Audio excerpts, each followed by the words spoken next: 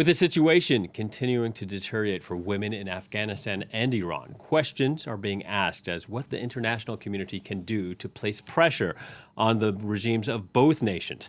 With their eye on the long term, a prominent group of Afghan and Iranian women are now backing a campaign calling for gender apartheid to be recognized as a crime under international law. France 24's Women's Show, the 51%, is looking at whether such a move can be successful. And joining me now is the host, Annette Young.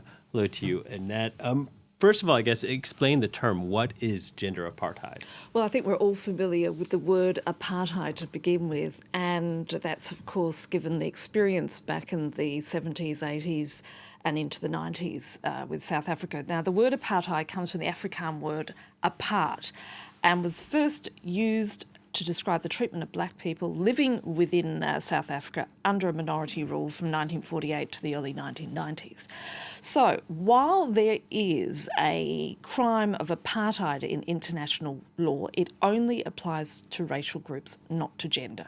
And what this campaign is saying is that the current laws that exist at the moment in the world do not go far enough to address the issue. The systemic nature, for instance, of the policies imposed in Afghanistan and Iran, which effectively downgrade the status of women in the society. And, for instance, they look at Afghanistan, under the Taliban rule, women in Afghanistan, their life has effectively shrunk to the four walls of their home.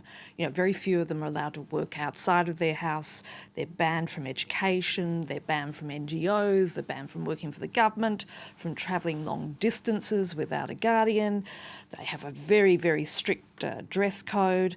And then if you look at the Islamic Republic of Iran, and of course in recent months we've seen that massive protest movement following the death of Mahsa Amini, that many women there are banned from fields of study, sporting events, from travelling again without the permission of a guardian or with a male guardian, and are sort of forced to wear a chador or a hijab as under compulsory laws. Now, these bans and the broader legal system effectively exist to establish and maintain a woman's subjugation in society, and violation of these laws, as you and I know, can lead to either violence and, in some cases, imprisonment and death.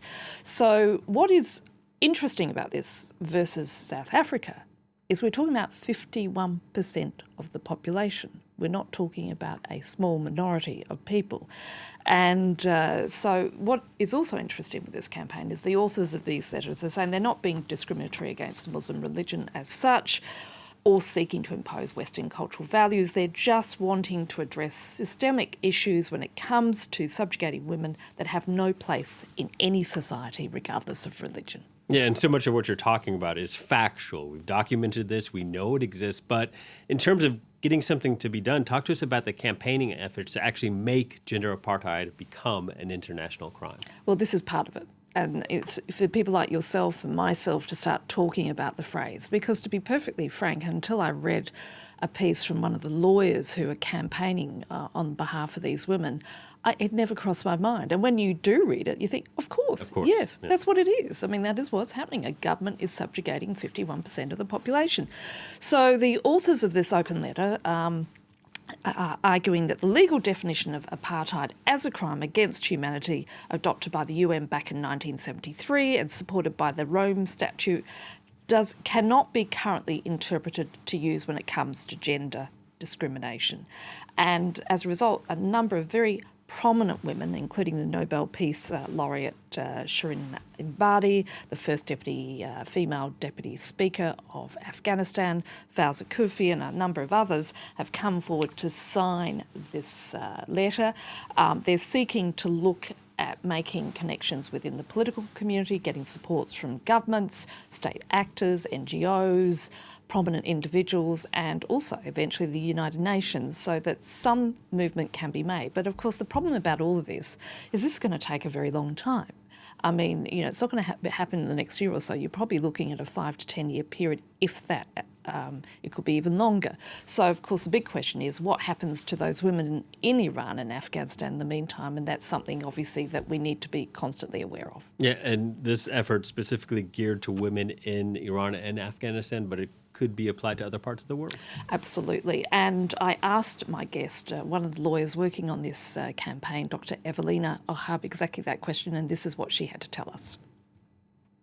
Of course, at this stage, this campaign is led by Afghani and Iranian women. But ultimately, of course, once this crime is established as a crime, it could benefit also women from different parts of the world. It is not necessarily, and in the definition, it will not say that it's only in relation to Iran and Afghanistan. So, of course, it could be used to ensure that the perpetrators in different parts of the world are also prosecuted for this crime. And unfortunately, as we've seen with Afghanistan, as the Taliban was taking over, the situation was getting worse and worse. This kind of treatment of Afghani women and the international reaction to it, which was silence, more or less silence. Of course, there have been some calls to address the situation, but ultimately that was not enough. So this allowing the Taliban to continue treating women this way empowered other perpetrators around the world. And then we've seen, of course, the increase of attacks on women and girls in Iran. And we'll see similar situations around the world, because if we don't address such horrific atrocities as we see in those two countries, there will be others who will take the very same approach to the rights of women and girls. So, William, this is really important. It's going to send out a very clear message to all governments that they are indeed responsible for any such actions, and at some point down in the next coming years or decades, could find themselves in front of something like the International Criminal Court, facing accusations of crimes against humanity.